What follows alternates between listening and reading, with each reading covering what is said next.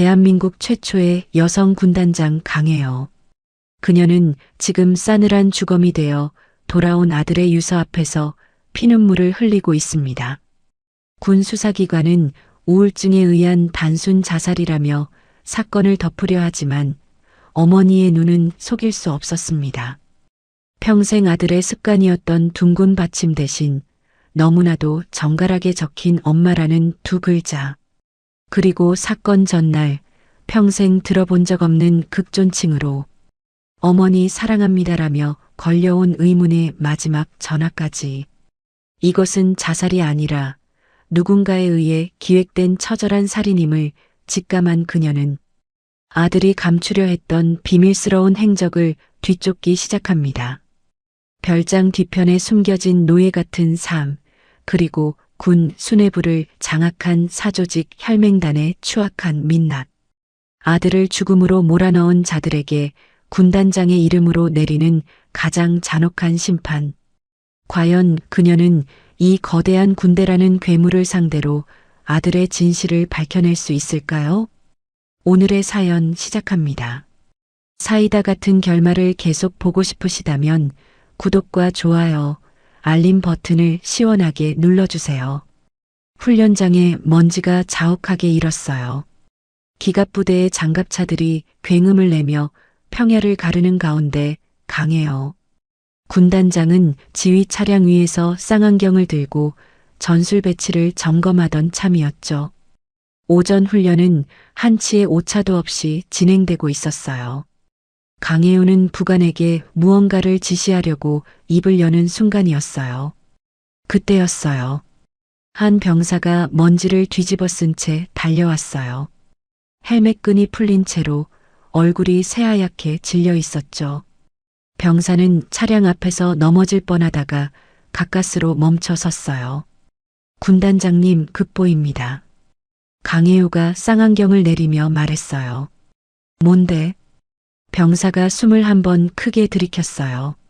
15사단 예하부대에서 사망사고가 발생했습니다. 투신입니다. 사망자는? 병사가 잠깐 말을 멈췄어요. 강한국 일병입니다. 강혜우의 손에서 쌍안경이 미끄러졌어요. 금속이 장갑차 철판을 때리는 소리가 났지만 강혜우는 그 소리를 듣지 못했어요. 강혜우의 두 눈이 천천히 병사의 얼굴 위로 향했어요. 다시 말해봐. 강혜우의 목소리는 낮고 조용했어요. 명령도 물음도 아닌 소리였죠. 병사가 고개를 숙인 채 다시 말했어요. 강한국 일병이 부대 내 건물 옥상에서 투신했습니다. 현재 사망이 확인됐습니다. 강혜우는 아무 말도 하지 않았어요. 지휘 차량 아래로 천천히 내려섰죠. 발이 땅에 닿는 순간 강혜우의 무릎이 아주 잠깐 흔들렸어요. 하지만 강혜우는 곧바로 허리를 세웠어요. 눈물 한 방울 흘리지 않았어요. 차 준비해. 부관이 달려가는 소리가 들렸어요. 훈련장의 굉음이 멀어지는 것 같았어요. 사실 아무것도 멀어지지 않았어요. 강혜우만 그 자리에 혼자 서 있었죠. 군단 수사단 사무실은 차갑고 형광등 빛만 번쩍였어요. 강혜우가 들어서자 수사단장 이하 전원이 자리에서 일어났어요. 수사단장 오철민 대령이 투명 봉투에 담긴 종이 한 장을 두 손으로 내밀었어요. 유서입니다. 현장에서 발견됐습니다. 강혜우는 봉투를 받아들었어요. 천천히, 아주 천천히 안을 들여다봤어요. 유서에는 어머니께로 시작하는 글이 빼곡히 적혀 있었죠. 마지막 줄에 엄마 미안해요라는 문장이 있었어요. 강혜우의 시선이 그 문장 위에서 멈췄어요. 오래 멈췄어요. 강혜우가 봉투를 책상 위에 내려놓으며 말했어요. 한국이가 쓴 글씨가 아니에요. 오철민이 눈썹을 찌푸리며 대답했어요. 군단장님, 공식 필적 감정이 아직 진행 중이라. 내 아들은 엄마라고 쓸 때 미음 받침을 항상 둥글게 굴려서 써요. 강혜우가 봉투를 다시 집어들며 말을 이었어요. 어릴 때부터 그랬어요. 받침이 네모 반듯한 게 아니라 동그라미에 가깝게 굴려지거든요. 숙제 검사할 때마다 고치라고 했는데 끝내 고치지 않은 버릇이에요. 그런데 여기 있는 글자는 각이 져 있어요. 반듯하게 정자체로. 강혜우가 봉투를 오철민 쪽으로 밀며 말했어요. 이건 내 아들 글씨가 아니에요, 대령. 오철민이 헛기침을 하며 말했어요. 사람이 극도로 불안하거나 감정이 격해지면 평소와 다른 글씨가 나올 수 있습니다. 자살 직전의 심리 상태는 일반적인 상황과 다르기 때문에. 오 대령. 강혜우가 오철민을 똑바로 바라봤어요. 목소리에 온도가 없었어요. 내가 군에서 30년을 보냈어요. 사람이 극단적인 상황에서 어떤 상태가 되는지 몰라서 하는 말이 아니에요. 내 아들 필체는 내가 제일 잘 알아요. 그 아이가 초등학교 1학년 때부터 보낸 편지를 전부 가지고 있으니까요. 방안이 조용해졌어요. 오철민은 아무 말도 하지 않았어요. 그저 시선을 책상 위로 내렸죠. 강혜우는 창 쪽으로 몸을 돌렸어요. 창밖에는 병영의 회색 담벼락이 차갑게 서 있었어요. 강혜우는 그 담벼락을 바라보며 전날 밤을 떠올렸어요. 훈련 복귀 준비로 피로가 쌓인 늦은 밤이었어요. 강혜우의 휴대폰이 울렸어요. 발신자는 한국이었어요. 강혜우가 전화를 받았어요. 여보세요. 잠깐의 침묵이 흘렀어요. 그리고 아들의 목소리가 들렸어요. 어머니 사랑합니다. 그게 전부였어요. 전화가 끊겼어요. 강혜우는 그때 그 말이 이상하다고 느꼈어요. 한국인은 전화할 때 항상 엄마 나야로 시작했어요. 어릴 때도 입대한 뒤에도 그랬죠. 어머니라는 말은 가끔 장난칠 때 썼지만 그날 목소리는 장난이 아니었어요. 굳어 있었어요. 무언가를 꾹 참고 있는 목소리였어요. 강혜우는 그때 바쁘다는 이유로 그래, 나도라고 짧게 답하고 전화를 끊었어요. 강혜우의 입술이 굳게 다물렸어요. 주먹을 쥐었다가 천천히 펼쳤죠. 오철민이 수사 결론서를 내밀었어요. 현 시점 수사단의 결론은 우울증에 의한 자살입니다. 강혜우가 그 종이를 집어 반으로 접었어요. 이 결론 수용하지 않겠어요. 오철민이 자리에서 일어나며 말했어요. 군단장님, 직위상 본 사안에 직접 개입하시는 건 절차상 문제가 생길 수 있습니다. 만약 외부에 알려진다면. 오 대령. 강혜우가 오철민을 바라보며 낮게 말했어요. 나는 지금 군단장으로서 말하는 게 아니에요. 엄마로서 말하는 거예요. 강혜우는 수사 결론서를 오철민 앞에 내려놓고 사무실을 나갔어요. 강혜우가 찾아간 곳은 아들이 속해 있던 소대 막사 뒤편이었어요. 저녁 점호가 끝난 직후였죠. 강혜우는 아들의 동기 넷을 조용히 불러냈어요. 계급장도 군단장 완장도 내려놓은 얼굴이었어요. 하지만 병사들은 오히려 그 얼굴이 더 두려웠어요. 화가 난 군단장보다 아무것도 읽히지 않는 강혜우의 얼굴이 더 무서웠죠. 강혜우가 병사들을 한 명씩 천천히 바라보며 물었어요. 한국이가 휴가 때 어디 갔는지 아는 사람 있어? 병사들이 서로 눈치를 살폈어요. 그중 키가 작고 눈이 빠른 병사가 조심스럽게 입을 열었어요. 한국이 형이 휴가 때 집에 안 갔어요. 강혜우가 그 병사에게 시선을 고정하며 말했어요. 계속 말해봐. 병사가 침을 삼키며 말을 이었어요. 저희한테는 개인 사정이 있다고만 했는데요. 매일 밤 부대 밖으로 나갔어요. 한 번은 제가 외출하다가 멀리서 봤는데 박무도 사단장님 별장이 있는 쪽으로 걸어가고 있었어요. 한 번이 아니에요. 휴가 내내 그랬어요. 강혜우의 표정이 굳었어요. 또 다른 병사가 조심스럽게 손을 들며 말했어요. 저 별장 근처 도로에 항상 세워져 있는 배달 트럭이 있거든요. 그 트럭 블랙박스에 한국이 형 모습이 찍혀 있다는 얘기를 들었어요. 운전기사가 직접 봤다고. 강혜우가 자리에서 일어섰어요. 그 기사 연락처 지금 구할 수 있어? 병사가 바로 고개를 끄덕였어요. 강혜우는 막사 뒤편을 나서며 하늘을 올려다봤어요. 별 하나 없는 밤이었어요. 차가운 바람이 강혜우의 뺨을 스치고 지나갔죠. 강혜우는 눈을 가늘게 뜬고 천천히 걸음을 옮겼어요. 이튿날 아침 강혜우는 사단 본부 정문에 차를 세웠어요.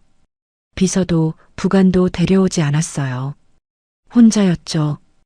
경비병이 거수 경례를 하며 문을 열었어요. 강혜우는 아무 말 없이 안으로 걸어 들어갔어요. 박무도 사단장 집무실 앞에는 부관 2명이 지키고 있었어요. 강혜우가 다가오자 부관 하나가 앞을 막아서며 말했어요. 사단장님께서는 현재 보고를 받고 계십니다. 사전 일정이 없으시면. 강혜우가 부관을 지나치며 말했어요.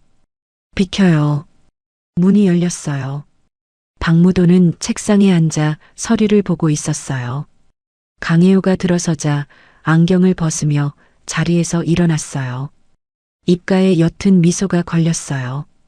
반가운 척했지만 눈은 웃지 않았어요. 군단장님, 이른 시간에 어떤 일로? 강한국 일병이 사단장님 별장에 드나들었어요. 강혜우가 의자에 앉지 않고 서서 말했어요. 박무도의 미소가 잠깐 흔들렸다가 다시 자리를 잡았어요. 아, 그 친구요. 박무도가 손을 내저으며 말했어요.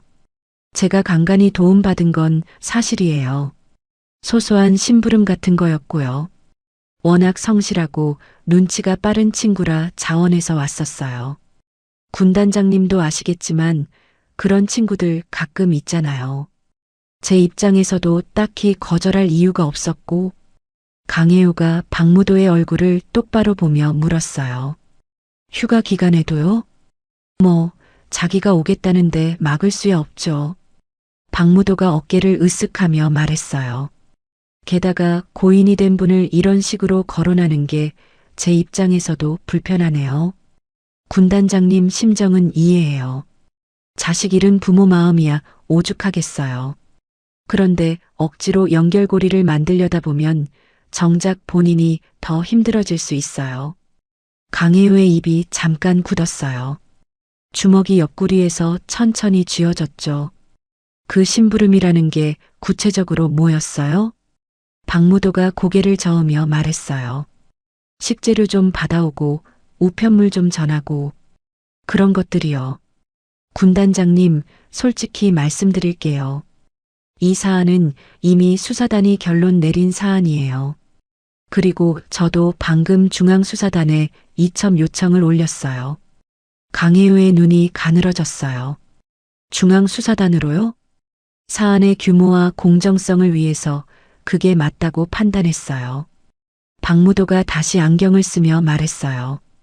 군단장님도 아시겠지만 직계가족이 연루된 사안에 군단장님께서 직접 개입하시면 여러 가지로 곤란해질 수 있어요. 저도 군단장님을 위해 드리는 말씀이에요. 강혜우는 그 말을 끝까지 듣고 나서 한 발짝 앞으로 걸어갔어요. 박무도의 책상 끝에 두 손을 올려놓고 낮게 말했어요. 사단장님이 나를 위한다는 말은 다음부터는 하지 말아요. 강혜우는 몸을 돌려 집무실을 나왔어요. 복도에서 강혜우의 구두 소리가 규칙적으로 울렸어요. 어깨는 펴져 있었고 걸음은 흔들리지 않았어요. 하지만 강혜우의 손이 복도 벽을 한번 짚었다가 떼어졌어요. 아주 잠깐이었죠. 사단 내무반 한켠, 한국이의 짐이 담긴 상자 2개가 놓여 있었어요. 강혜우는 혼자 그 앞에 앉았어요. 상자 위에는 강한국 일병 유품이라고 매직으로 적혀 있었어요. 강혜우는 첫 번째 상자를 열었어요. 군복 2벌, 세면도구, 책 2권, 편지지 묶음. 강혜우는 하나씩 천천히 꺼냈어요. 편지지를 펼치자 한국이의 필체가 보였어요. 연습 삼아 끄적인 것들이었어요. 엄마라는 글자가 여러 번 반복해서 적혀 있었어요. 받침이 하나같이 둥글게 굴려져 있었죠. 강혜우는 그 종이를 접어 가슴 주머니에 넣었어요. 두 번째 상자 안에는 전투화, 체육복, 속옷이 들어 있었어요. 강혜우가 전투화를 꺼내 뒤집자 안창이 헐겁게 들렸어요. 강혜우의 손이 멈췄어요. 안창 아래에 얇은 지갑이 끼워져 있었어요. 강혜우는 지갑을 꺼냈어요. 안에는 군 신분증 한 장 그리고 그 뒤에 다른 신분증 한 장이 들어 있었어요. 군 신분증에는 강한국이라고 적혀 있었어요. 그런데 뒤에 있는 건 달랐어요. 이름이 김준호였어요. 주소도 얼굴 사진도 다른 사람이었죠. 하지만 사진을 자세히 보면 알 수 있었어요. 눈매가 한국이었어요. 강혜우는 숨을 천천히 내쉬었어요. 지갑 안쪽에는 작은 메모지가 하나 끼워져 있었어요. 타인 명의로 개통된 것으로 보이는 전화번호가 적혀 있었어요. 그 번호 옆에 볼펜으로 작게 비상이라고 적혀 있었죠. 강혜우는 그 번호를 자신의 휴대폰에 입력했어요. 신호가 갔어요. 잠깐의 침묵 뒤에 연결이 됐어요. 전화는 잠겨 있었어요. 비밀번호가 걸려 있었죠. 강혜우는 번호를 눌러봤어요. 한국이 생일 틀렸어요. 강혜우 생일 틀렸어요. 입대일 틀렸어요. 강혜우는 잠깐 눈을 감았어요. 한국이가 12살 때 동네 수영장에서 처음으로 혼자 수영을 배웠을 때 쓰던 락커 비밀번호가 떠올랐어요. 아이가 직접 고른 숫자였어요. 이유를 물으면 그냥 좋아서라고 했었죠. 강혜우는 그 숫자를 눌렀어요. 전화기가 열렸어요. 강혜우의 손이 떨렸어요. 떨림을 눌러 참으며 갤러리를 열었어요. 사진이 수십 장이었어요. 첫 번째 사진에는 고급 식기로 가득한 식탁이 찍혀 있었어요. 그 옆에는 현금 다발이 놓인 서랍이, 그 다음에는 군 납품업체 이름이 적힌 서류 묶음이 찍혀 있었어요. 표지에는 박무도의 도장이 찍혀 있었어요. 강혜우는 화면을 넘겼어요. 이번에는 넓은 거실에서 찍힌 사진이었어요. 박무도가 정복도 아닌 고급 사복 차림으로 앉아 있었어요. 그 앞에는 낯선 민간인 남성들이 줄지어 앉아 있었죠. 탁자 위에는 서류와 서류 봉투가 쌓여 있었어요. 강혜우는 더 넘겼어요. 10번째 사진쯤에서 강혜우의 손가락이 멈췄어요. 사진 속에는 글자가 빼곡히 적힌 명단 한 장이 찍혀 있었어요. 이름과 계급, 금액이 나란히 적혀 있었어요. 이름 중에는 강혜우도 아는 얼굴들이 있었어요. 현직 장성급이 여럿이었죠. 강혜우는 전화기를 상자 안에 넣고 상자 뚜껑을 닫았어요.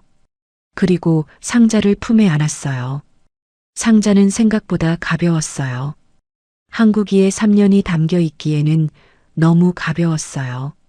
강혜우는 내무반을 나서며 하늘을 올려다보지 않았어요. 그냥 앞을 봤어요. 지금 당장 봐야 할 것들이 너무 많았으니까요. 강혜우가 군단 숙소 문을 열고 들어서는 순간이었어요.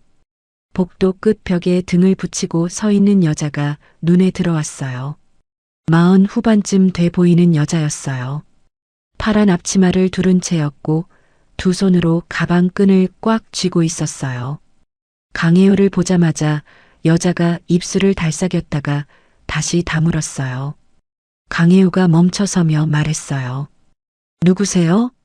여자가 고개를 조금 숙이며 말했어요. 민소희라고 해요. 박무도 사단장님 별장에서 요리 일을 했어요. 강혜우의 눈빛이 달라졌어요. 들어와요. 숙소 안으로 들어서자 민소희는 소파에 앉지 않고 그냥 서 있었어요. 강혜우가 마주 서며 말했어요. 앉아요. 민소희가 겨우 소파 끄트머리에 걸터 앉았어요. 무릎 위에 가방을 올려놓고 손을 꼭 쥐었어요. 오는데 오래 걸렸어요. 무서워서요. 강혜우는 아무 말 없이 민소희를 바라봤어요. 민소희가 입술을 한번 적시고 말을 이었어요. 그날 별장에 있었어요. 저녁 식사 준비 중이었는데 2층에서 소리가 났어요. 어떤 소리요? 처음엔 고함 소리였어요. 남자 목소리 2개였고요. 하나는 박 사단장님 목소리였어요. 오래 일했으니까 알아요. 다른 목소리는 젊은 남자였어요. 그러다가 민소희의 손이 가방 위에서 떨렸어요. 비명이 났어요. 짧았어요. 딱 한 번이요. 그 뒤로 조용해졌어요. 강혜우가 숨을 고르며 물었어요. 그 젊은 남자 목소리가 한국이었어요? 민소희가 고개를 끄덕였어요. 확실해요. 며칠 전에 장을 보러 갔다가 별장 앞에서 마주친 적이 있거든요. 수줍게 인사하던 아이였어요. 눈이 맑고 키가 컸어요. 강혜우의 입술이 굳게 다물렸어요. 비명소리 들은 다음에 어떻게 했어요? 부엌에서 꼼짝도 못했어요. 한참 있다가 박 사단장님이 내려오셨어요. 아무 일도 없던 것처럼 저녁 식사가 몇 시냐고 물으셨어요. 저도 아무 일 없는 것처럼 대답했고요. 집에 오는 길에 다리가 풀려서 길바닥에 주저앉았어요. 민소희가 가방 안으로 손을 넣었어요. 작은 면 파우치를 꺼냈어요. 강혜우 앞에 내밀었어요. 사건 있기 사흘 전이었어요. 한국이가 저를 잠깐 불러 세우더니 이걸 맡아달라고 했어요. 강혜우가 파우치를 열었어요. 안에 USB 하나가 들어 있었어요. 손톱만 한 크기였어요. 왜 군단장한테 직접 안 갔어요? 민소희가 고개를 숙이며 말했어요. 자기 엄마한테 절대 알리지 말라고 했어요. 위험해질 수 있다고요. 대신 무슨 일이 생기면 직접 찾아가라고 주소를 적어줬어요. 강혜우는 USB를 손바닥 위에 올려놓고 바라봤어요. 손바닥 안에 올려놓기엔 너무 작았어요. 아들이 목숨을 걸고 모은 것 치고는요. 강혜우가 민소희를 바라보며 말했어요. 고마워요.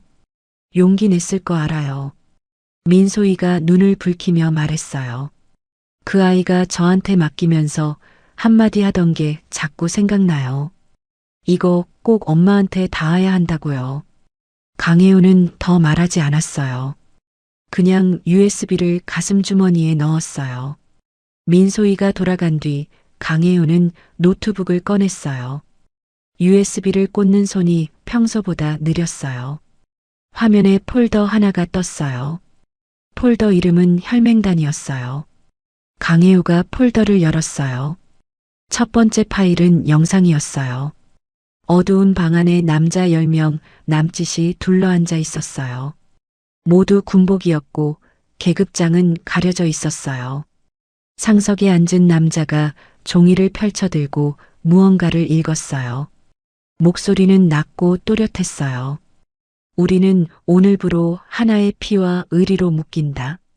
조직 밖의 법과 명령보다 우리 안의 서열과 약속이 먼저다. 강혜우가 화면을 멈추지 않고 계속 봤어요.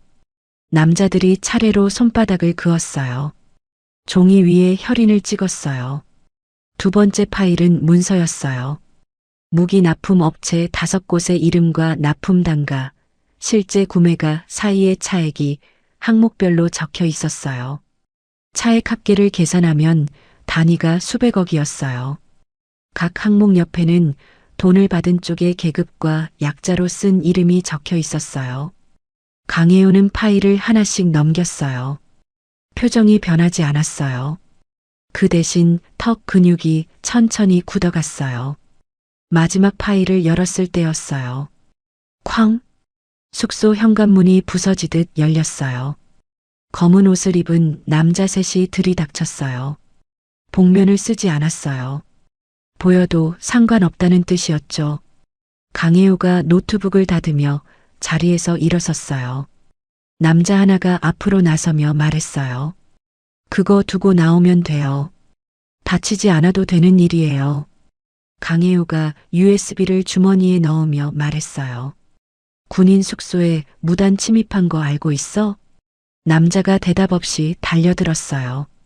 강혜우는 옆으로 몸을 비틀어 첫 번째 남자의 팔을 꺾었어요. 30년 군 생활이 몸에 박혀 있었어요. 하지만 상대는 셋이었어요. 두 번째 남자가 뒤에서 강혜우의 팔을 잡아챘어요. 세 번째 남자가 정면으로 들어오며 강혜우의 옆구리를 가격했어요. 강혜우의 몸이 소파 쪽으로 쓰러졌어요. 갈비뼈 쪽에서 날카로운 통증이 올라왔어요. 남자가 노트북을 집어들었어요. 또 다른 남자가 강혜우의 주머니를 뒤졌어요. USB를 빼앗았어요. 강혜우가 바닥에 손을 짚으며 몸을 일으키려 했어요. 한 남자가 강혜우의 어깨를 발로 밟았어요. 군단장님, 여기서 멈추는 게 서로 편해요. 강혜우는 대답하지 않았어요. 이를 악문 채 남자의 발목을 잡았어요. 남자가 중심을 잃고 넘어졌어요. 강혜우는 그 틈에 몸을 일으켰어요. 하지만 이미 남자들은 문 밖으로 사라지고 있었어요. 현관 밖으로 뛰어나갔을 때 복도는 텅 비어 있었어요. 강혜우는 벽에 등을 기댔어요. 오른쪽 옆구리가 욱신거렸어요. 손을 대보니 군복이 습하게 젖어 있었어요. 강혜우는 천장을 올려다봤어요. 눈을 감았다가 떴어요. USB는 없었어요. 노트북도 없었어요. 남은 건 기억뿐이었어요. 강혜우는 기억을 더듬었어요. 파일 하나하나를 눈 안에 다시 펼쳤어요. 혈맹단, 납품 차액, 혈인이 찍힌 종이, 강혜우의 입술 사이로 짧게 숨이 새어나왔어요. 그리고 벽에서 등을 떼고 일어섰어요. 군단장 집무실 앞에 헌병 둘이 서 있었어요. 강혜우가 복도를 걸어오자 헌병 하나가 앞을 막아섰어요. 군단장님, 현재 직무정지 명령이 내려진 상태라 집무실 출입이 어렵습니다. 강혜우가 헌병의 얼굴을 잠깐 바라봤어요. 언제 내려왔어? 오늘 오전 중앙에서 공문이 왔습니다. 강혜우는 고개를 끄덕이고 돌아섰어요. 서두르지 않았어요. 복도를 반쯤 걸어왔을 때 뒤에서 조용한 발소리가 따라붙었어요. 강혜우가 걸음을 늦추지 않고 말했어요. 따라오지 말고 앞서. 발소리가 잠깐 멈췄다가 빠르게 앞질러 나왔어요. 25쯤 돼 보이는 병사였어요. 마른 체형에 눈이 빠르게 움직였어요. 강혜우를 보며 작게 고개를 숙였어요. 서태주 상병입니다. 강혜우의 눈이 그 얼굴을 훑었어요.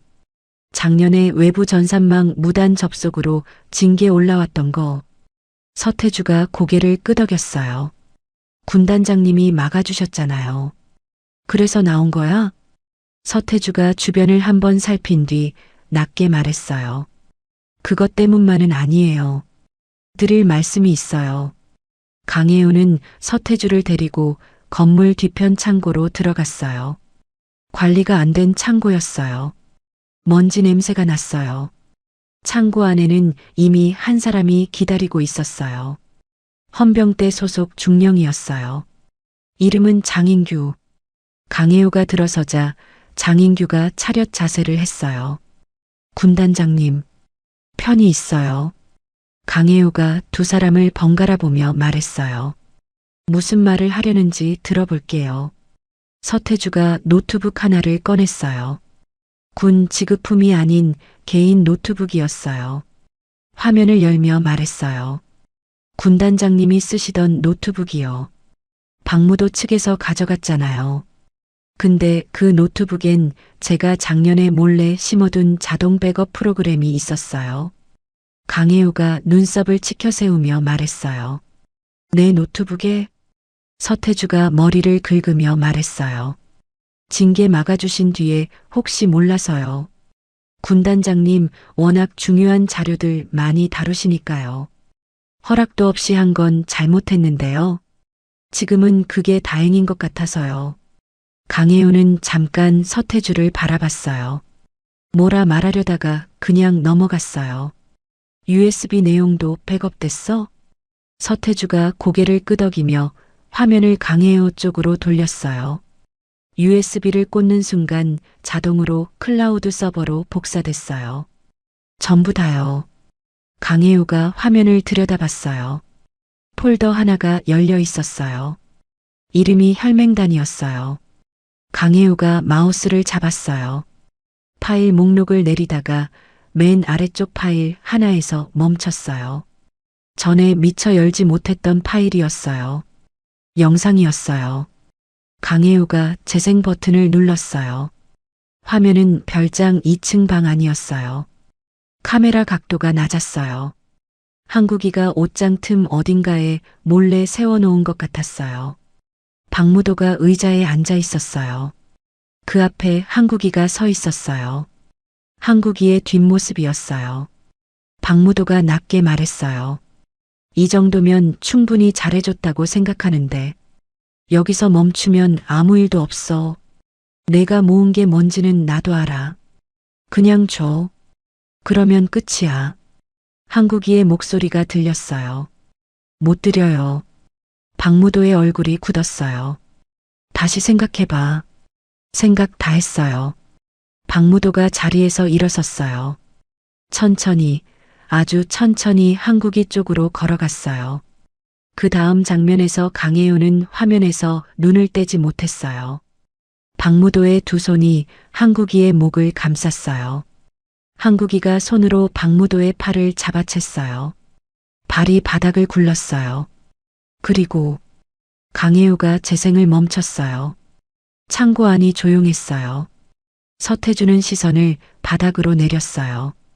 장인규는 주먹을 쥔 채 벽을 보고 있었어요. 강혜우는 화면을 닫았어요. 노트북 덮개를 천천히 눌러 닫았어요. 아무 말도 하지 않았어요. 한참 뒤에 강혜우가 입을 열었어요. 영상 뒤쪽에 더 있어? 서태주가 고개를 끄덕였어요. 방 밖에서 누군가 문을 열고 들어오는 장면이 있어요. 얼굴이 2명 찍혔어요. 현직 장성이에요. 그 사람들 그냥 보고 나갔어요. 장인규가 처음으로 입을 열었어요. 묵인한 거죠. 그 자리에서 가담한 거나 마찬가지예요. 강혜우가 서태주를 바라보며 물었어요. 이 영상 지금 어디 저장돼 있어? 제 개인 서버하고 제가 믿는 외부 서버 두 곳에요. 군 내부망이랑 완전히 분리돼 있어요. 박무도 쪽에서 군 전산망 뒤져도 못 찾아요. 공식 루트로 가면? 장인규가 팔짱을 끼며 말했어요. 중앙수사단은 이미 박무도 쪽이에요. 국방부 위쪽도 혈맹단이랑 연결된 사람들이 끼어 있어요. 올렸다간 증거가 사라져요. 군단장님도 어떻게 될지 몰라요. 강혜우가 잠깐 눈을 감았어요. 그리고 두 사람을 바라보며 말했어요. 공식 루트 쓰지 않을 거예요. 서태주가 눈을 깜빡이며 물었어요. 그럼요? 강혜우가 창고 문 쪽으로 걸음을 옮기며 말했어요. 언론이요. 그리고 일선 장병들. 서태주와 장인규가 서로 눈을 마주쳤어요. 강혜우가 창고 문 앞에서 멈추지 않고 말했어요. 위에서 막으면 아래에서 뚫어야죠. 이른 새벽이었어요. 강혜우는 숙소 거울 앞에 섰어요. 정복을 입었어요. 군단장 계급장이 달린 정복이었죠. 단추를 하나씩 끼우면서 거울 속 자신을 바라봤어요. 눈 아래가 거뭇했어요. 옆구리 통증은 아직 남아 있었어요. 강혜우는 상관없다는 듯 허리를 곧게 세웠어요. 정복 안쪽 주머니에 한국이의 편지지를 접어 넣었어요. 엄마라는 글자에 둥근 받침이 가득한 그 종이였어요. 강혜우가 밖으로 나서기 직전 잠깐 멈췄어요. 면회실이 떠올랐어요. 한국이가 입대한 지 넉 달째 되던 날이었어요. 강혜우는 훈련 일정 탓에 면회를 2번 미뤘다가 겨우 시간을 냈었죠. 면회실 유리 너머로 한국이가 들어오는 걸 봤을 때 강혜호는 아이가 살이 좀 빠진 것 같다고 생각했어요. 하지만 한국이는 씩 웃었어요. 늘 그 얼굴이었어요. 한국이가 수화기를 들며 말했어요. 엄마, 나 생각보다 잘 지내고 있어. 밥은 먹고 다녀? 먹지. 근데 엄마 밥이랑 달라서 좀 힘들긴 해. 강혜우가 픽 웃으며 말했어요. 군대 밥이 다 그래. 한국이가 잠깐 수화기를 두 손으로 쥐며 말했어요. 엄마 있잖아. 나 꿈이 생겼어. 무슨 꿈? 엄마처럼 멋진 군인이 되고 싶어? 진짜로. 그냥 계급 높은 군인 말고 세상 바꾸는 군인. 강혜우는 그때 피식 웃고 말았어요. 그게 얼마나 힘든 길인지 알아? 알아. 근데 엄마 보면서 배웠잖아. 힘들다고 안 하는 게 아니라는 거. 강혜우는 그날 면회실에서 그 말을 흘려들었어요. 바쁘다는 핑계를 달고 살았으니까요. 면회 시간이 끝날 때 한국이가 손을 흔들며 나가다가 뒤를 돌아봤어요. 엄마 사랑해. 강혜우는 유리를 손바닥으로 한번 짚었다가 떼었어요. 기억이 거기서 끊겼어요. 강혜우는 눈을 뜬고 문을 열었어요. 연병장에는 아침 점호가 막 끝나 있었어요. 장병들이 각자 자리로 흩어지던 참이었죠. 강혜우가 연병장 정중앙으로 걸어 들어갔어요. 서태주가 연병장 한켠 담벼락 아래에서 노트북을 열고 있었어요. 장인규가 그 옆에 서서 팔짱을 낀 채 입구 쪽을 주시했어요. 서태주가 강혜우를 보며 작게 말했어요. 준비됐어요. 지금 이 화면이 육군 공식 내부 채널이랑 민간 유튜브 채널 3곳에 동시 송출돼요. 막으려면 최소 20분은 걸려요. 강혜우가 고개를 끄덕였어요. 서태주가 손가락을 올리며 말했어요. 5초 뒤에요. 5, 넷. 강혜우는 카메라 앞에 똑바로 섰어요. 정복깃을 한번 매만졌어요. 하나. 지금이에요.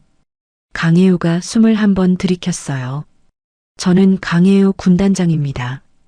지금 이 방송은 공식 루트가 아닙니다. 이유가 있어요. 연병장 안에 있던 장병 몇이 걸음을 멈추며 이쪽을 봤어요. 우리 군 안에 혈맹단이라는 사조직이 있어요. 무기 납품 비리로 수백억을 챙겼고 그 구성원 가운데 현직 장성이 여러 끼어 있어요. 그 사실을 혼자 캐고 있던 병사가 있었어요.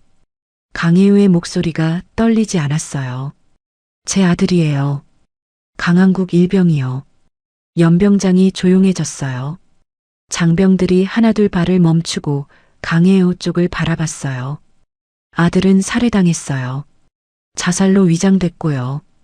그 현장을 영상으로 찍어두었어요. 지금 이 방송에 같이 나가고 있어요.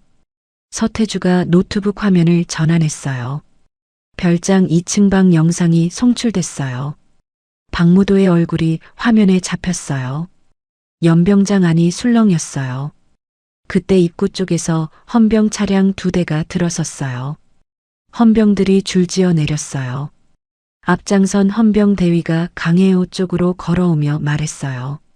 강혜호 군단장 상관 명령 불복종 및 직권 남용 혐의로 연행합니다. 방송 장비를 즉시 끄고 동행해 주십시오. 강혜호는 카메라에서 눈을 떼지 않았어요. 여기 있는 장병들한테 묻겠어요. 지금 이 영상을 봤죠? 우리 군이 어떻게 돼가고 있는지. 헌병 대위가 다시 한 걸음 다가서며 말했어요. 군단장님, 지금 당장 멈추지 않으시면 강제 연행합니다. 그때였어요. 연병장 한가운데 서 있던 병사 하나가 앞으로 걸어 나왔어요. 이등병이었어요. 헌병대와 강혜여 사이에 섰어요. 아무 말도 없이요. 그 옆에 또 한 명이 나섰어요. 상병이었어요. 그 옆에 또 한 명, 또 한 명. 헌병 대위가 멈칫했어요. 장인규가 팔짱을 풀며 헌병 대위에게 걸어가 말했어요. 대위, 지금 몇 명이랑 싸울 건지 세어봐요. 헌병 대위가 뒤를 돌아봤어요. 연병장 안에 서 있는 장병이 100명이 넘었어요. 아무도 움직이지 않았어요. 하지만 아무도 비키지도 않았어요. 강혜우가 카메라 앞에서 마지막으로 말했어요. 박무도 소장은 지금 사단 본부에 있어요. 도주하기 전에 잡아야 해요. 강혜우는 카메라에서 돌아섰어요. 서태주가 노트북을 닫으며 달려왔어요. 장갑차 키 갖고 있어요. 강혜우가 서태주를 바라보며 말했어요. 내가 몰게. 서태주가 눈을 한번 크게 떴다가 말했어요. 군단장님이요? 30년 전에 자격증 땄어. 아직 기억해. 장인규가 앞장서며 말했어요. 차량 쪽으로 붙어요. 빠르게. 헌병 대위가 등 뒤에서 외쳤어요. 멈추십시오. 멈추라고요. 아무도 멈추지 않았어요. 장갑차 시동이 걸렸어요. 굉음이 연병장을 흔들었어요. 강혜우는 조종석에서 정면을 봤어요. 사단 본부 방향이었어요. 강혜우는 엑셀을 밟았어요. 장갑차가 사단 본부 정문 앞에 멈췄어요. 정문 차단기가 내려져 있었어요. 위병소 안에서 병사 둘이 굳은 얼굴로 서 있었어요. 강혜우가 해치를 열고 상체를 내밀며 말했어요. 차단기 올려요. 위병 하나가 말했어요. 군단장님, 현재 본부 출입이 통제된 상태라. 내가 통제 해제해요. 올려요. 위병이 머뭇거렸어요. 강혜우가 눈을 맞추며 다시 말했어요. 지금 이 사단 안에 살인자가 있어요. 올릴 거예요, 말 거예요. 차단기가 올라갔어요. 장갑차가 안으로 들어서는 순간이었어요. 멀리서 엔진 소리가 들렸어요. 하나가 아니었어요. 서쪽 방향에서 세 방향으로 차량 소리가 울려왔어요. 장인규가 창으로 내다보며 말했어요. 인근 부대 차량들이에요. 세 방향에서 오고 있어요. 서태주가 무전기에 귀를 기울이다가 굳은 얼굴로 말했어요. 국방부에서 명령이 내려왔대요. 강혜우 군단장 이하 동행 세력을 무장 반란군으로 규정하고 즉시 진압하라고요. 강혜우는 앞을 보며 말했어요. 무장 반란군. 작게 되뇌는 목소리였어요. 웃지도 화내지도 않았어요. 장인규가 말했어요. 군단장님, 지금 빠지는 게 안 빠져요. 강혜우가 장갑차를 세우며 말했어요. 대신 쏘지 마요. 우리 쪽에서 먼저 총 드는 순간 저 사람들이 원하는 그림이 돼요. 장갑차 문을 열고 내렸어요. 강혜우가 정복 차림으로 땅에 섰어요. 사방에서 들어오는 차량들이 멈추기 시작했어요. 병사들이 내리며 총구를 들었어요. 진압부대 선두 차량에서 대령 하나가 내렸어요. 강혜우와 나이가 비슷해 보였어요. 대령이 걸어오다가 멈췄어요. 강혜우를 알아보는 얼굴이었어요. 군단장님. 목소리가 굳어 있었어요. 명령을 받았습니다. 동행해 주셔야 합니다. 강혜우가 대령 쪽으로 천천히 걸어가며 말했어요. 방송 봤어요? 대령이 입을 다물었어요. 봤으면 알 거예요.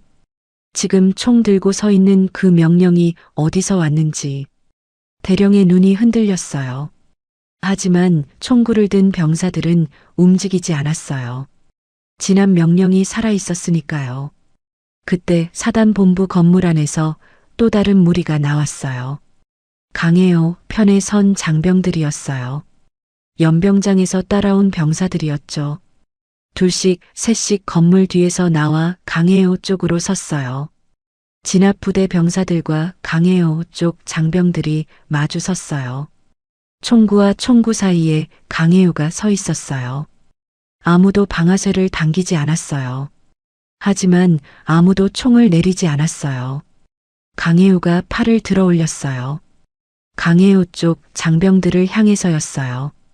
총 내려요, 전원. 장병들이 천천히 총구를 내렸어요. 강혜우가 진압부대를 바라보며 말했어요. 우리는 쏘지 않아요. 우리 편끼리 총 겨누는 꼴은 만들지 않겠어요. 대령이 강혜우를 바라보다가 시선을 옆으로 돌렸어요. 명령도 내리지 않고 그렇다고 거두지도 않았어요. 그 긴장이 부대 안에 가득 차 있을 때였어요. 사단본부 건물 2층 창가에서 군 방송 차량 한 대가 뒤쪽으로 빠져나가는 게 보였어요. 차 옆면에 국방홍보원 마크가 붙어 있었어요. 서태주가 강해요. 옆으로 달려오며 말했어요. 군단장님, 방금 박무도 쪽에서 공식 문건 하나를 전 부대에 뿌렸어요. 강혜우가 서태주를 봤어요. 서태주가 태블릿 화면을 내밀었어요. 공문 형식의 문서였어요. 제목이 눈에 들어왔어요. 강한국 일병 비위 행위 관련 수사 결과 보고. 강혜우가 화면을 내려 읽었어요.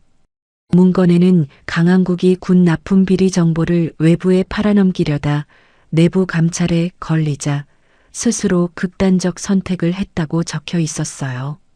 작성자 직인에 박무도의 이름이 찍혀 있었어요. 하단에는 강혜우의 지휘권을 공식 박탈한다는 명령이 추가로 붙어 있었어요. 서태주가 말했어요. 전부대 무전망이랑 군 내부 전산망에 동시 배포됐어요. 방송도 나가고 있고요. 강혜우는 화면에서 눈을 들었어요. 사방에 서 있는 장병들이 각자 손에 든 무전기나 태블릿을 들여다보고 있었어요. 문건을 읽고 있었어요. 진압 부대 병사 하나가 동료에게 낮게 물었어요. 그러면 군단장님이 거짓말한 거야? 동료가 대답하지 못했어요. 강혜우 쪽에 서 있던 장병 하나가 주먹을 쥐었어요. 이를 앙다물었어요. 강혜우는 그 문건을 2번 읽었어요. 2번 다 끝까지 읽었어요. 태블릿을 서태주에게 돌려줬어요. 장인규가 강혜우 옆으로 와서 낮게 말했어요. 이게 퍼지면 지금 서 있는 애들 마음이 흔들려요. 박무도가 시간 버는 거예요. 지금 사단본부 뒤쪽으로 차량이 빠지고 있다는 보고가 들어왔어요. 강혜우의 눈이 사단본부 건물 쪽으로 향했어요. 서태주가 말했어요. 우리한테는 영상이 있어요. 근데 저 문건이 먼저 퍼졌으니까 지금 보는 사람들 입장에서는 뭐가 맞는지 몰라요. 강혜우가 입을 열었어요. 알아요. 그리고 잠깐 침묵했어요. 본부 건물 뒤에서 차 문 닫히는 소리가 희미하게 들렸어요. 강혜우가 그쪽으로 시선을 고정한 채 말했어요. 박무도가 지금 나가려는 거예요. 장인규가 강혜우를 보며 말했어요. 어떻게 할 거예요? 강혜우는 아무 대답도 하지 않았어요. 그 대신 대령 쪽으로 걸음을 옮겼어요. 대령 바로 앞에 서서 말했어요. 박무도가 지금 도망가고 있어요. 나를 막을 거예요. 저 사람을 막을 거예요. 대령이 강혜우의 눈을 봤어요. 명령도 내리지 않았어요. 막지도 않았어요. 그냥 옆으로 비켜섰어요. 강혜우가 그 옆을 지나갔어요. 강혜우가 사단본부 건물 모퉁이를 돌아섰어요. 뒤편 주차장이 보였어요. 검은 승용차 한 대가 출구 쪽으로 천천히 움직이고 있었어요. 강혜우가 뛰었어요. 옆구리 통증이 올라왔어요. 무시했어요. 주차장 출구 앞에 강혜우가 먼저 도착해 차 앞에 섰어요. 차가 멈췄어요. 앞 유리 너머로 박무도의 얼굴이 보였어요. 정복이 아니었어요. 사복 차림이었어요. 서두른 흔적이 역력했어요. 조수석 문이 열리며 박무도 측 부관이 내렸어요. 비켜요. 군단장님 직위 해제된 거 모르세요? 강혜우가 차에서 눈을 떼지 않았어요. 그때였어요. 주차장 담벼락 쪽에서 발소리가 났어요. 젊은 병사 하나가 걸어 나왔어요. 운전병 계급장을 달고 있었어요. 손에 소형 녹음기를 들고 있었죠. 부관이 그 병사를 보며 말했어요. 야, 너 여기서 뭐해? 병사가 부관 대신 강혜우를 바라보며 말했어요. 이민재 상병입니다. 박무도 사단장 전속 운전병이었어요. 강혜우가 이민재를 봤어요. 이민재가 녹음기를 강혜우 쪽으로 내밀며 말했어요. 한국이 형이 저한테 부탁했어요. 무슨 일이 생기면 이걸 군단장님한테 전하라고요. 저도 형한테 포섭됐어요. 처음엔 무서워서 못 나왔는데요. 이민재의 목소리가 잠깐 흔들렸어요. 형 죽고 나서 더 무서웠어요. 그냥 덮고 살려고 했어요. 그런데 아까 방송 보고요.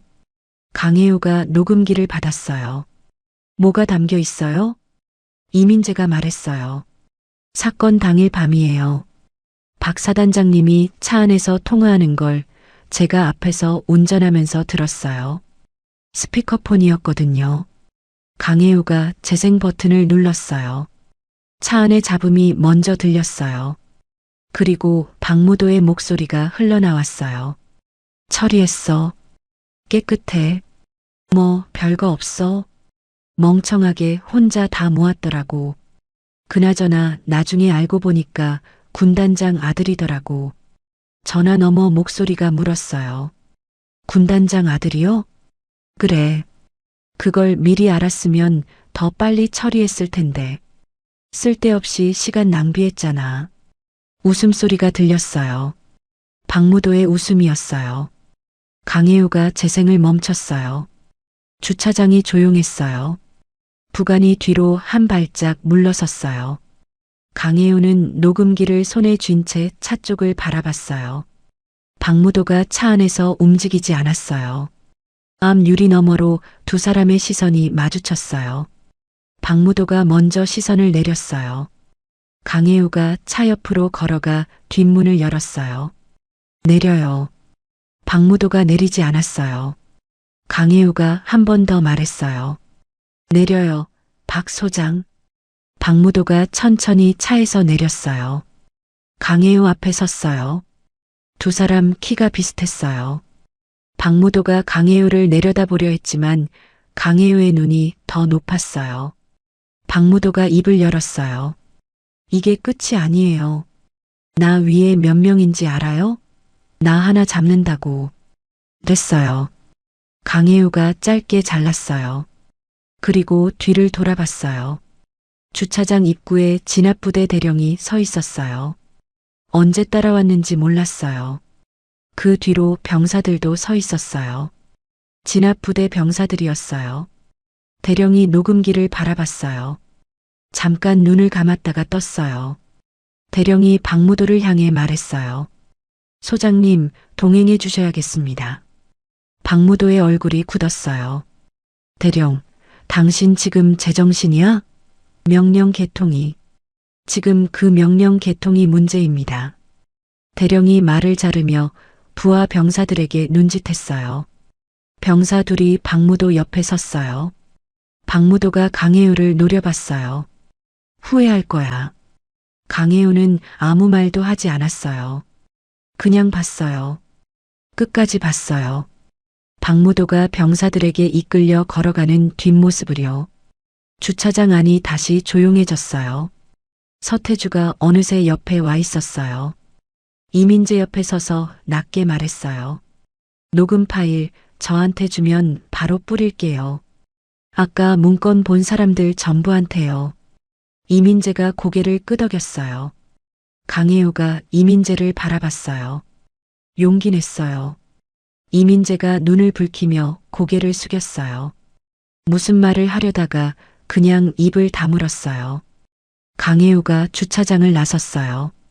본부 건물 앞 공터로 돌아오자 진압부대 병사들이 줄지어 서 있었어요.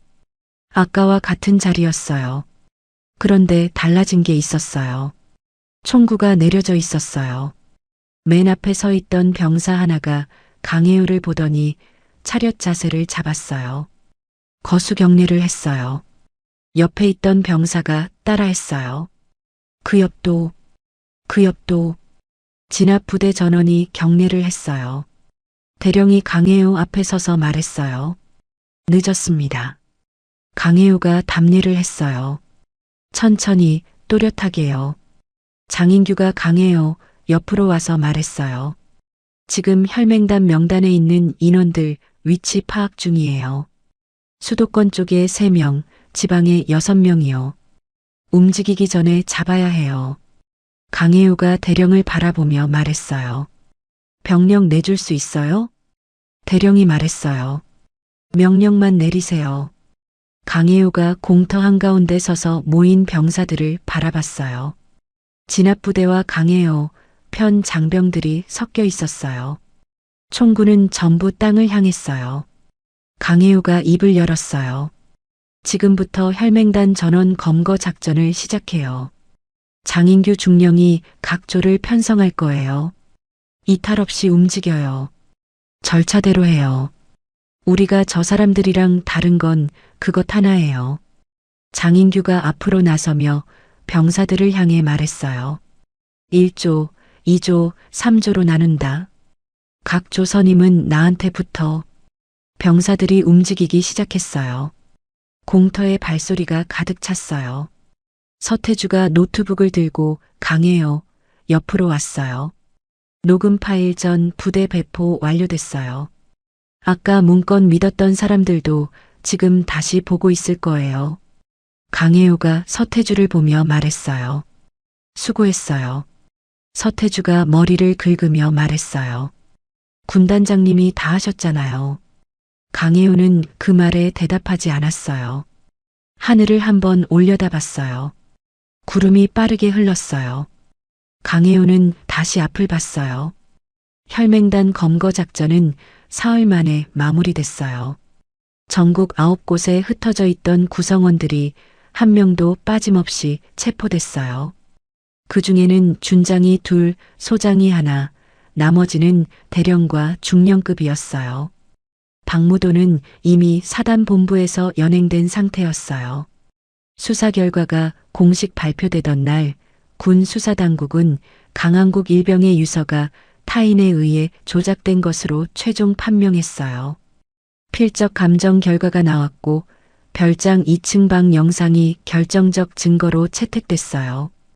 박무도는 살인 및 증거 조작 혐의로 구속 기소됐어요. 강한국 일병에게는 전사자에 준하는 예우가 부여됐어요. 국립묘지 안장식은 맑은 날이었어요. 강혜우는 정복을 입지 않았어요. 짙은 감색 코트에 흰 장갑을 꼈어요. 영정 사진 속 한국이가 웃고 있었어요. 면회실에서 보던 그 얼굴이었어요. 의장대가 총을 쏘는 소리가 울렸어요. 3번이었어요. 강혜우는 그 소리를 들으며 눈을 감지 않았어요. 영정 앞에 무릎을 꿇고 앉았어요. 손에 든 서류 봉투를 2손으로 올려놨어요. 한국이가 미처 완성하지 못한 혈맹단 비리 보고서였어요. 강혜우가 나머지를 채워 완성한 것이었죠. 강혜우가 낮게 말했어요. 내가 시작한 거야. 엄마가 끝냈어. 바람이 불었어요. 서류 봉투 끝이 살짝 들렸어요. 강혜우가 봉투 위에 손을 얹었어요. 잘했다. 딱 그 말이었어요. 한 달 뒤 강혜우는 군사재판에 출두했어요. 혼자였어요. 변호인을 쓰지 않았어요. 재판정은 조용했어요. 군복 입은 판사단이 강혜우를 바라봤어요. 재판장이 말했어요. 피고인은 지휘권 남용, 무단 장갑차 운용, 방송 설비 무단 사용 혐의에 대해 진술하십시오. 강혜우가 자리에서 일어섰어요. 사실이에요. 전부 다요. 재판장이 말했어요. 변명이나 정상 참작 사유를 진술하실 수 있습니다. 강혜우가 말했어요. 없어요. 재판정이 잠깐 조용해졌어요. 군인이 명령 없이 장갑차를 몰았고 방송을 무단 송출했고 공식 수사 루트를 우회했어요. 다 맞아요. 변명하려고 여기 온 게 아니에요. 책임지러 왔어요. 재판장이 서류를 내려다보며 말했어요. 피고인의 행위가 결과적으로 중대한 범죄 조직을 적발하는 데 기여했다는 점은 기록에 반영됩니다. 강혜우가 말했어요. 그게 면죄부는 아니죠. 재판장이 강혜우를 바라봤어요. 아무 말도 하지 않았어요. 선고가 내려졌어요. 불명예가 아닌 의원 면직, 전역이었어요. 재판부가 정상을 폭넓게 참작했어요. 강혜우는 선고를 들으며 고개를 끄덕였어요. 저녁식은 따로 없었어요. 강혜우는 재판이 끝난 날 오후 숙소로 돌아가 정복을 벗었어요. 하나씩 벗어 옷걸이에 걸었어요. 군단장 계급장을 손가락으로 한번 쓸었어요. 그리고 내려놨어요. 장인규가 문 앞에서 기다리고 있었어요. 강혜우가 나오자 말했어요. 어디 가세요? 집이요. 장인규가 말했어요. 제가 모셔다 드릴게요. 강혜우가 고개를 저었어요. 괜찮아요. 걸어갈 거예요. 장인규가 더 말하지 않았어요. 거수경례를 했어요. 강혜우가 답례를 했어요. 마지막이었어요. 몇 해가 지났어요. 국립묘지에 이른 봄이 왔어요. 매화가 막 피기 시작한 날이었어요. 묘역 사이길을 걷는 여자가 있었어요. 군복이 아니었어요. 연한 회색 외투에 낡은 운동화를 신고 있었어요. 머리는 단정하게 넘겼지만 예전보다 훨씬 수수해 보였어요. 강혜우였어요. 한국이 묘 앞에 쪼그려 앉았어요. 흰 매화 한 다발을 내려놨어요. 묘비를 손바닥으로 가만히 짚었어요. 차가웠어요. 봄이 와도 돌은 한동안 차가웠어요.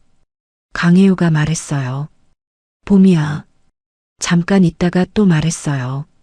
밥은 먹었어? 웃음이 조금 났어요. 눈가에서였어요. 강혜우가 묘비 앞에 두 손을 모았어요. 한참 그렇게 있었어요. 발소리가 뒤에서 났어요. 서태주였어요. 저녁 후 민간 보안업체에 다닌다고 했었는데 살이 좀 붙었어요. 서태주가 국화 한 다발을 묘 앞에 내려놓으며 말했어요. 잘 지내셨어요? 강혜우가 일어서며 말했어요. 응. 태주는? 저도요. 요즘 밥 잘 먹고 있어요. 강혜우가 피식 웃었어요. 그거면 됐네요. 두 사람이 잠깐 묘 앞에 나란히 섰어요. 서태주가 말했어요. 한국이 형 좋아했어요. 같이 있던 시간은 짧았는데 눈이 맑은 사람이었어요. 강혜우가 말했어요. 그 아이 원래 그랬어. 어릴 때부터. 서태주가 고개를 끄덕였어요. 군단장님은 앞으로 어떻게 하실 거예요? 강혜우가 묘비를 한 번 더 바라보며 말했어요. 그냥 살 거예요. 밥 먹고 자고 가끔 여기 오고. 서태주가 말했어요. 그거면 충분하지 않나요? 강혜우가 대답하지 않았어요. 그 대신 매화가지 하나를 손으로 살짝 건드렸어요. 꽃잎 하나가 바람에 떨어져 묘비 위에 내려앉았어요. 강혜우가 천천히 몸을 돌렸어요. 묘역 사이길을 걸어 나오며 강혜우가 혼자 중얼거렸어요. 이제야 평범한 엄마로 돌아왔다. 바람이 등 뒤에서 불었어요. 매화향이 실려왔어요. 강혜우는 뒤를 돌아보지 않고 걸었어요. 강혜우는 끝내 이겼어요. 군단장이라는 계급으로 이긴 게 아니었어요. 아들을 사랑한 엄마로서 이긴 거였죠. 권력 앞에 진실이 얼마나 오래 버틸 수 있을까요? 강한국은 혼자였어요. 계급도 배경도 없이 가장 어두운 곳으로 걸어 들어간 청년이었어요. 그 아이가 남긴 건 둥근 받침 하나였어요. 그 작은 흔적 하나가 세상을 바꿨어요. 아들의 죽음 앞에서 강혜우는 무너지지 않았어요. 무너질 시간 대신 걸을 시간을 골랐어요. 그게 엄마였으니까요. 억울하게 쓰러진 이들의 이야기는 아직도 우리 주변에 있어요. 기억하는 사람이 있는 한 그 이야기는 끝나지 않아요. 진실은 밝혀집니다. 구독으로 정의를 좋아요로 응원하는 한 걸음을 그리고 알림 설정으로 저와 함께 해주세요. 오늘도 시청해 주셔서 감사합니다. 사연의 달인의 채널의 모든 영상은 AI 보조도구를 통해 제작된 창작 콘텐츠입니다. 등장하는 인물의 외형 단체의 명칭, 지리적 배경은 모두 실제와 무관한 가상의 장치임을 명시하며 유튜브 정책에 따른 AI 생성물 고지 의무를 준수하고 있습니다.